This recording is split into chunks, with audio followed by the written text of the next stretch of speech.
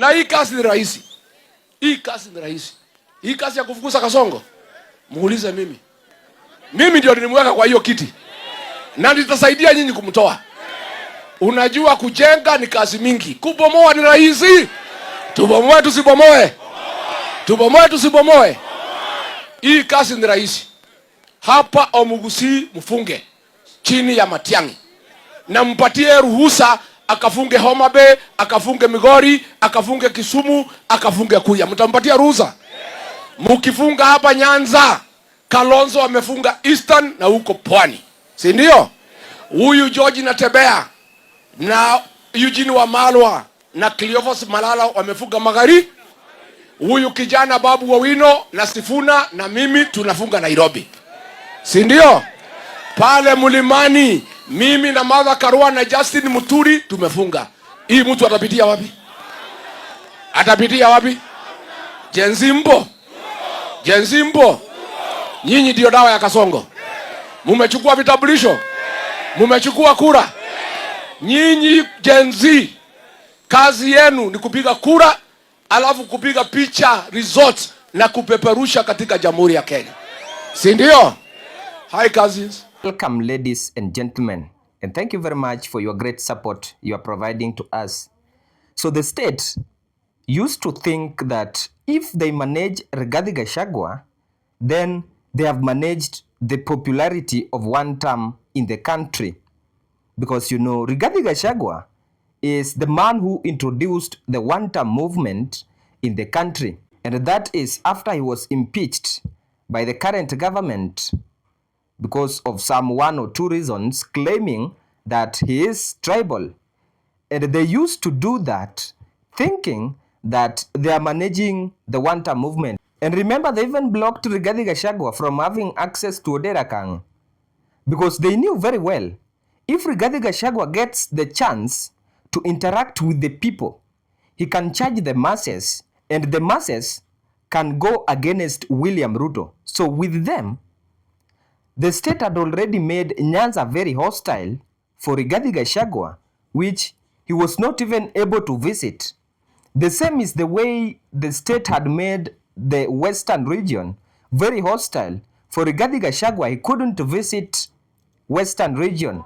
But now, the eruption of Babu Sifuna camp, which is also under one-term movement, has really shaken the state. Rais tunataka tumwambie hivi, kwa sababu tumemuona vile amekuja.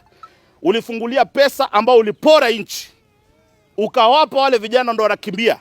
Kwa vijana ambao wanakimbia, hao vinyago wadogo ambao wana mwelekeo, wametumika, wanapewa pesa kidogo, oh kimbia, endo tusi William Samoei Ruto, muite Kasongo must go.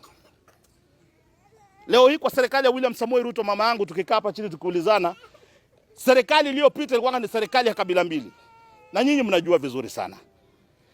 Kwa historia ya Wawanga, ndani ya serikali ya William Samoei Ruto ndo alipea Wawanga full minister ambao ni mtoto wenu Rashid Echesa. Ukweli ama sio ukweli? Ukweli ama sio ukweli? Rashid Echesa alipewa waziri. Na bado huyo rais kupitia watu wake wakapiga vita waziri Echesa, wakasema huyu ni mtoto wa maskini, huyu ni mtoto wa Wawanga, hafai kukua, wakamfukuza kazi. Ni ukweli ama sio ukweli? Tunajua wewe rais mwenye unapea wale vijana pesa, wewe ndio ulifukuza Rashid Echesa ukamtoa kwa waziri, ukasema Waluya hawafai. And now William Ruto is in total panic because he doesn't know whom should I attack, whom should I respond to, because these people or these two camps, the Rigathi camp and Sifuna camp, they are both in opposition, they are both in one term, and they are passing strong messages to the people, and they are really charging the masses against William Ruto. So he doesn't know by which means should I approach this one, and by which means should I approach this one. So William Ruto is trying as much as he can with the powers he has to prevent these two camps from engaging with the public, because the more they are engaging with the public is the more they are charging the masses against William Ruto. And that is what William Ruto does not want, or he doesn't like, because you know William Ruto is seeking for second term re-election.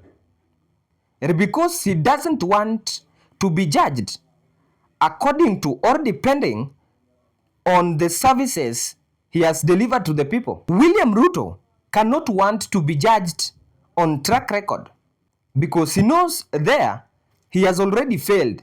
So the only thing he can do is to prevent these other camps from engaging with the public. And if you listen to their statements, you know, the people are already tired with that government.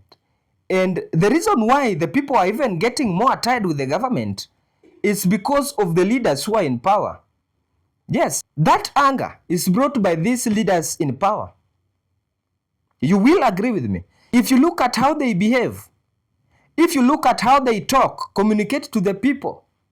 Hawa papa wa Roma ambaye amekaa pale anavumilia, siku yake itafika ama haitafika? Mnamwambia atulie hapo akuwe mpole, ama mnataka aingie kwa hiki kundi ya fitina? Mnataka ashikane na makurutu? Unajua shida papa wa Roma, ile shida iko hapa Mlembe, na ni vizuri tuseme, ni kwamba makurutu wako na sauti sana. Mtu anachaguliwa safari ya kwanza hata hajajua mlango na dirisha ni wapi bunge, lakini ameamuka na maneno mingi na Kiswahili mingi, anajifanya ni kama anajua zaidi. Wewe umechaguliwa ni senator safari yako ya kwanza, hata hujarudia kura, lakini umeshaanza kidole kunyoroshea papa wa Roma. Sio ndio maneno ya kupoteza hapa Mlembe?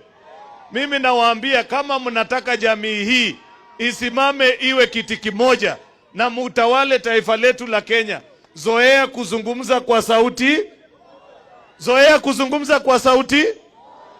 That one is making the public to be against them. And remember, if you support William Ruto, then to the public, you cannot befriend them. Yes, they've made it that anyone supporting William Ruto is now their enemy, because you are the ones failing to listen to their challenges. Now you are just, the only thing they can address is two-term voting for William Ruto. And that is what the people are not interested in at all. The people want to know, what is this government helping us with? You saw, I believe you saw, in that Kitengele rally, somebody was killed. In Hurumaya, there was a certain lady who was killed there. In the ongoing rallies of these two opposition camps, there is tear gassing that always takes place when those leaders are engaging with the public. Then you wonder, if you listen to a whole PS like Raymond Omolo and the CS, Interior CS, Kipchumba Murkomen, coming to public saying that these leaders are stage managing these things by themselves and blaming the government. So I want to request politicians, wale walikuwa Kakamega jana, wale walikuwa Nyeri, wale wamekuwa Nairobi, nendeni mikutano kwa amani. Nenda mkutano, tutaweka polisi kwa hiyo mkutano, lakini msitupatie hii comedy yenye mnaenda mkutano na tear gas, unaenda mkutano kuenda kuchilinga tear gas mwenyewe, na unaenda mkutano kama umebeba majambazi na maguns na visu na mawe na marungu. That we will deal with it firmly.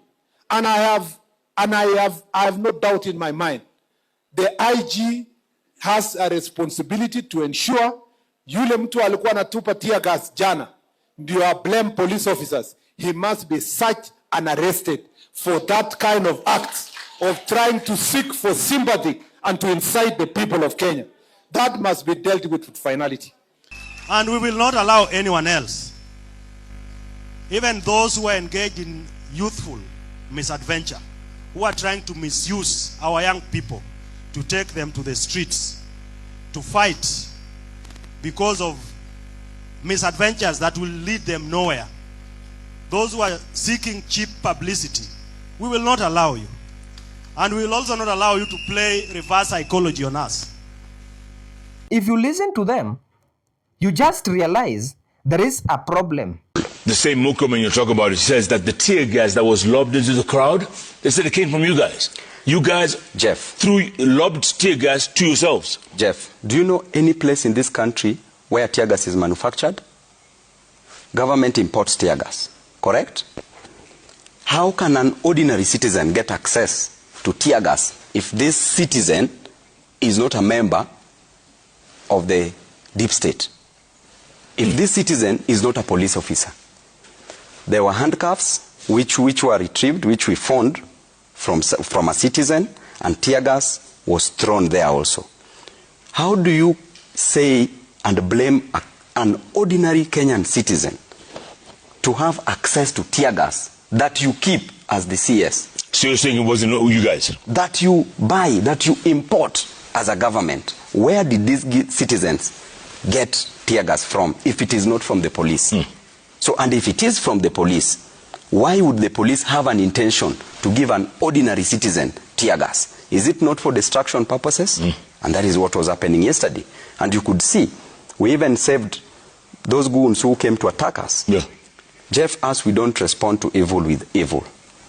Because the bigger picture is to help those goons. We understand even those goons who are being hired. We are fighting for them because they don't have jobs.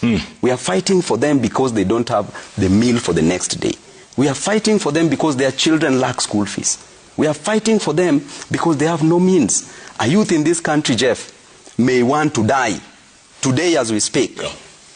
A youth is so poor, they may want to die. But that youth has no money to even buy a rope to hang himself. And you're from Nyalenda, so you know some of those goons are from Nyalenda as well, right? I know, Yeah. and I know where they were taken from. I've talked to several today. Yes. They've confessed to me. Absolutely. Look. But ladies and gentlemen, before we continue, I want to humbly request you that if you're watching this podcast and you've not subscribed to the channel, kindly subscribe and activate the notification so that next time we do a video like this, YouTube will automatically notify you. Like our videos and comment to show your support to our work in this channel.